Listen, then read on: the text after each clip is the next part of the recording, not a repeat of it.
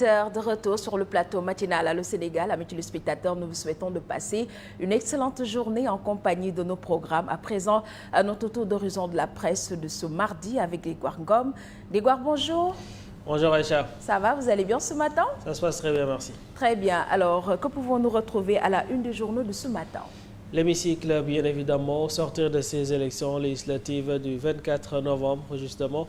Nous revenons sur ces résultats et ces listes, bien évidemment, à la face de l'As quotidien ce matin. À la publication, évoque le PASTEF, les Patriotes largement devant. PASTEF qui donc obtient une majorité absolue avec 131 députés selon l'As quotidien. Tokowalou, bien sûr, à 16 sièges. Djamak Njerigne 7, Sam Sakadou 3 députés. Voici bien 11 listes qui seront au niveau de l'Assemblée nationale, croit savoir l'As quotidien. Ouvrons Vox Populi à présent sur la question donc pour revenir sur ces résultats des élections législatives anticipées. PASTEF table sur une majorité hégémonique avec 132 députés selon Vox Populi quotidien, 102 issus de la razzia départementale et 30 sur la liste nationale. Et aujourd'hui dans Vox Populi quotidien également, la Commission nationale de recensement des votes démarre ses travaux ce mercredi. COSC, WANEP, Forum civil, entre autres, des missions d'observation qui saluent ainsi le bon déroulement de ce scrutin dans les colonnes de Vox Populi quotidien. Bien sûr, ce matin, source A sur la question à présent de nous amener à parler donc de la pré-majorité parlementaire absolue en faveur de ce PASTEF. Bientôt, la Haute Cour de justice, c'est l'autre supplice du Premier ministre également, tête de liste nationale de PASTEF, Ousmane Sonko, après avoir donc demandé et obtenu une majorité parlementaire pour notamment mettre en place une haute cour de justice. Tous les dignitaires de l'ancien régime, y compris ceux qui sont déjà élus députés, sont en sursis.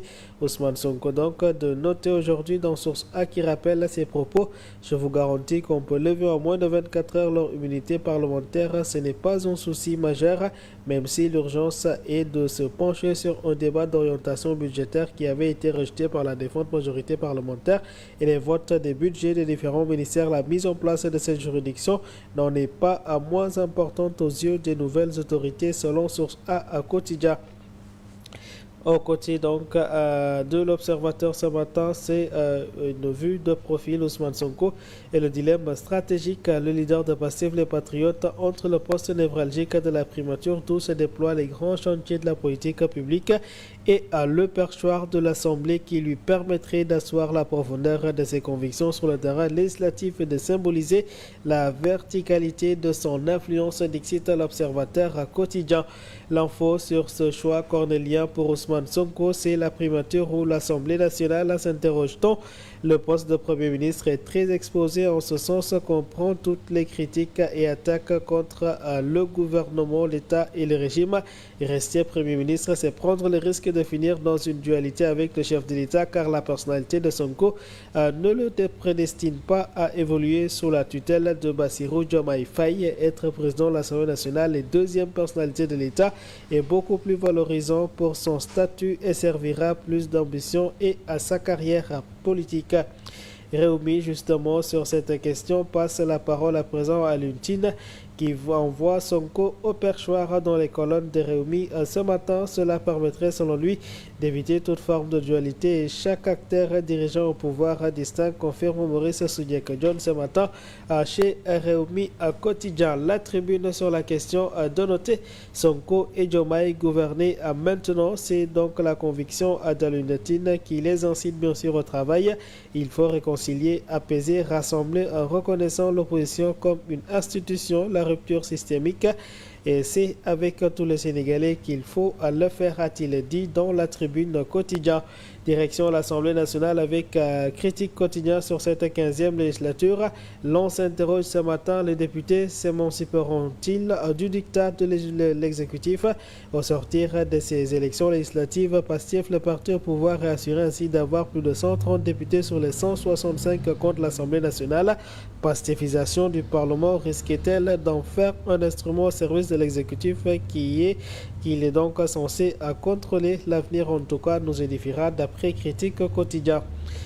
Enquête quotidienne donc face à cette razzia de Pastef, mais on zoome sur les rescapés ce matin et face au tsunami Pastef, ils sont les rares responsables de l'ancienne majorité à avoir conservé leur base au Fouta, Farbangom, Daouda, Moussa Bokar, Mori Diaw et Amadou Dawa Adjalo, bien sûr, s'impose face aux transhumants selon la publication.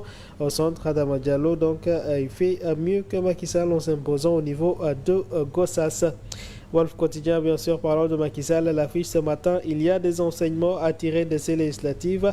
Du chef de l'opposition, entre autres, il y a un dilemme. Ce dilemme n'est tout autre que l'ancien chef de l'État à Macky Sall. Dans l'actualité sportive, ouvrons les échos quotidiens à présent pour revenir sur les éliminatoires de la Coupe d'Afrique des Nations.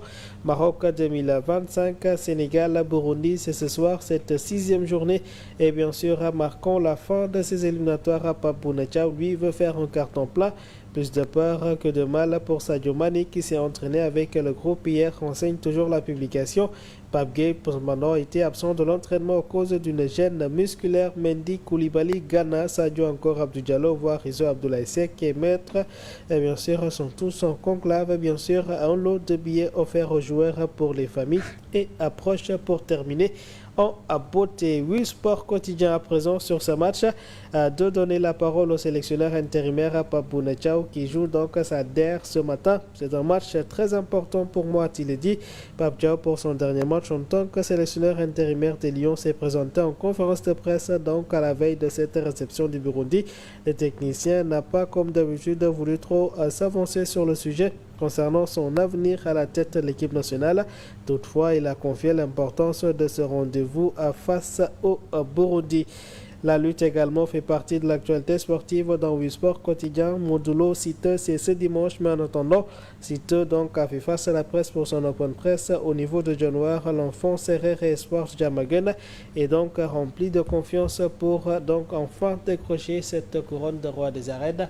Voilà donc pour la presse écrite de ce matin. C'est une très bonne lecture. Merci beaucoup Grégoire.